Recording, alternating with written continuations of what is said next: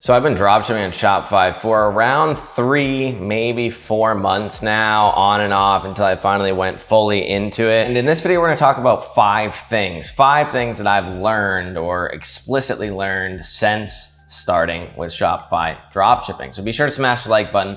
Let's get this video out to as many people as possible. Can't go inside of my computer, so I'm gonna explain all 5 right now. Be sure to subscribe if you haven't already. Hit the bell notification for videos like this. When they drop, you'll be notified right away because YouTube doesn't like to do that. And let's get started. So number 1 thing, I'm gonna be talking about high ticket dropshipping on Shopify using primarily Google Ads. Number 1 thing that I've learned, and other people have already come to me with this issue, is that you want to take your time when you're setting up your Shopify store. You do not want to rush into it, not really make it look professional, and then try to start running ads on it right away. Google Ads has something, and I never got hit with it, but other people have been hit with it, called they'll ban you and they'll call it the misinformation. I believe that's what misrepresentation. It's misrepresentation is what they're banning a ton of people for. They started, I believe, at the beginning of COVID based off everything I've read, and it's mainly them saying, well, there's multiple reasons.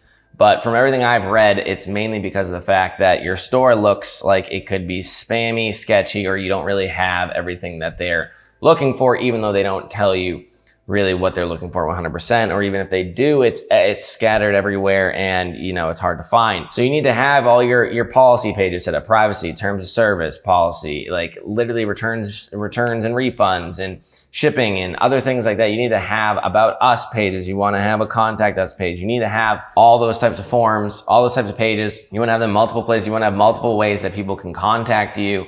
And other things that I can get into in other videos. But if you just try to set up a store and you don't really pay attention to that, and then you try to run ads right away, there's a good chance that you could get banned right off the bat. I've already seen people that this has happened to. Again, yes, we're moving away from platforms like eBay and Amazon because of the fact that, or Facebook, because of the fact that they'll ban you and they won't really tell you anything. Shopify is probably not going to ban you. There are people that have been banned on Shopify, yes. Even during the pandemic, I believe I was using Shopify as just like to hold my items for eBay, and I ended up getting banned, but I got unbanned because I had like something to do with related to surgical masks or something. But it was just like a bulk upload, and I did get banned technically, but I just called them up and I got unbanned right away. So I guess Shopify can ban you, but yeah, we're moving away to have a more secure. We own the website, we own the email and stuff. But yes, you can still get banned on Google Ads. And are they as strict as Facebook? No, but based off everything that I've read, it was really a lot during the beginning of 2020, especially during the pandemic, where people were getting screwed, misrepresentation or whatever it's called, nonstop. I never got it. I even did get banned on Google Ads right when I first get started, but that was because I had some gun parts on there, like scopes and stuff, which I thought I'd be fine selling. But if you look at the you cannot list items list, that is definitely on there. So don't list any of that stuff. Take your time, make sure you read the rules of what you can and can't list, because I got banned, I got let back in right away once I deleted those items. I know other people that have gotten misrepresentation, they got banned, they got let back in. I know other people that it's taken much longer and they might not get their ads account back. Is there ways around it? Yes, but we don't want to get into that. You want to take your time, make sure that you've set everything up properly beforehand, so you don't have to, you don't screw yourself over. Number 1, that's big. That's big. So if you take anything out of this video, do that. Number 2 is gonna be call your suppliers. And I've always done this, but I've done it much more recently. And you will be very, very, very surprised, specifically with high ticket suppliers. I think mainly because they don't think that you're going to buy, say the item's like $3,000. They don't think that you're gonna buy a ton of them because not everybody's going to buy a ton of them because it's going to cost a lot. A lot of these high ticket suppliers will drop ship for you.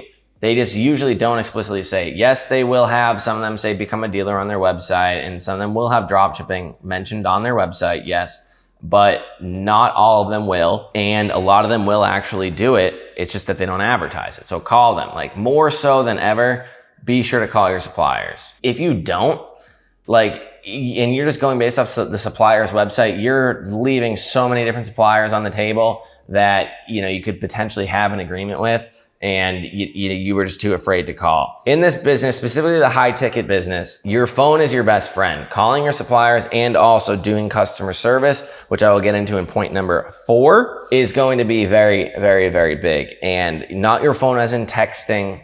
I know we're in a texting lifestyle right now, a texting world. But trust me, I said this on Instagram, people still use their phone, believe it or not, to talk on it. It was invented in the 1800s to talk to people. And people still do enjoy that as a mode of communication. Number 3, we want to talk about going above and beyond on your listing. So say you get accepted by a supplier and say there's 10 other people that get accepted by that supplier as well. They're going to give you the same information. That supplier's going to give you, I don't know, maybe a list on Google Sheets, a list on Excel, maybe just say take the information off our website. They're going to give everybody the same thing on how to get the information for their products. So you need to go above and beyond because everybody's gonna be given the same information to make your information look better. Maybe you can make your layout or your description look better. You can add different images in there. God forbid, maybe you even go above and beyond, you buy the product, you take your own images of it and put that in the description, make your description look really nice. That will set yourself apart. Maybe you could add in an FAQ section in your description. Go read the frequently asked questions on Amazon for that item, if it's on Amazon or somewhere else, and then make an FAQ section for your listing. Anything to set yourself apart. 1, you're gonna look better in Google's eyes, SEO wise, ads wise, so that you look less schemy, sketchy, and everything like that. But 2, you'll also provide a better just buying experience for your customer. FAQ section is gonna be pretty much a way to answer your customers' questions answer common customer questions because you found them from elsewhere, or you've gotten those questions before, so you make that list. And then at that point in time, that's just another customer service that you don't have to do. It's just proactive and being on top of things. And also make your website look good. Take the time out to make everything look nice. Add different ways to try to upsell or to try to get the person to stay on your website longer to potentially buy something. Don't just take the regular theme that you might buy if you buy a theme. I highly suggest you buy a theme. Don't just take that and then just put the information in, don't do any real changes to it, and then just call it a day. You do want to be making sure that you're going above and beyond with your listing, the way your website looks, the different apps that you're trying to use to convert people, and just take the extra time. The money is in the details, when you're first getting started, and that's how you'll get your reviews, and that's how you'll get everything because you're providing a customer service. You have a great website. You're doing everything, paying attention to detail. And yes, obviously the number one thing most people don't want to do is pay attention to things. Yeah, even me, I can barely read something. If somebody tells me to read something, I don't really want to do that. If it telling you to take the time out, I'll just hire somebody to do that. Hire someone to do it. Do something where, put in place a way that your website is going above and beyond. Because if not, then you're going to be just like everybody else. Fourthly, we want real customer support. So this is going to go hand in hand with, using your phone. Have a phone number, have people call you, have people ask you questions. It'll probably be you at first, and then you can probably outsource it to someone, virtual assistant somewhere, Philippines, wherever. You do want to be taking calls. Sometimes it will be people saying, I looked at your website and try to sell you something like SEO, software or something like that. Yes, just take the calls. Take the calls. Don't be afraid to take the calls. And it's really going to go hand in hand with knowing your products. That's why I think a niche store on something that you are passionate about is going to be much easier than a general store where you have a bunch of items where you might not be passionate in something over the other. Because, if somebody starts asking you questions and then you start, you're stuttering, you don't really know what the hell you're talking about, they're gonna be like, okay, who is this person? You can obviously say, there's room for error here. The fact that you even picked up the phone and you answered pretty much immediately, you're already well above and beyond the customer support of a Walmart or anything like that. And obviously nobody at Walmart knows anything about the questions either. But, if they were to call your store and then somebody else that's in your niche as well, that's doing pretty much the same thing, you don't know anything about your products, but they do, they're going to make the sale and you're not. So you have to think about it that way, where you want to provide real customer support, answer the phone, live chat, whatever, text messages if you get them. And then you want to know your products. That's why a niche, like I said, is something that you're passionate about. You want to learn about the products. You might not know everything about them. You're just passionate about the niche, or you think it's interesting or whatever. Or you might already know a lot about it and you can provide extra information. That goes hand in hand with going above and beyond on your listing, because then maybe you can make a blog post, or you can make a comparison or something on your listing where you're like, this is compared to that type of item and because of whatever. I'm not going to go too in depth on this, but this is something that's very important and it's going to make the difference later on down the road. And lastly, I have that you want to be paying attention to your ad spend and everything like keywords and negative keyword lists and all your money that you're spending off the bat. You don't want to be too on top of it where you're like, specifically also you want to be spending enough to get to get some form of information, to get results, to get data, to get something. If you're spending on one supplier or whatever, like $5 a day. It's also in an article I read recently, but this is the math that I've been breaking down in my head recently. Either way, like say the average cost per click on Google is $1 just for ease. And it's usually close to $1, a little bit more, a little bit less depending on the supplier. Say it's $1 and you have a website that has a conversion rate of like 1%.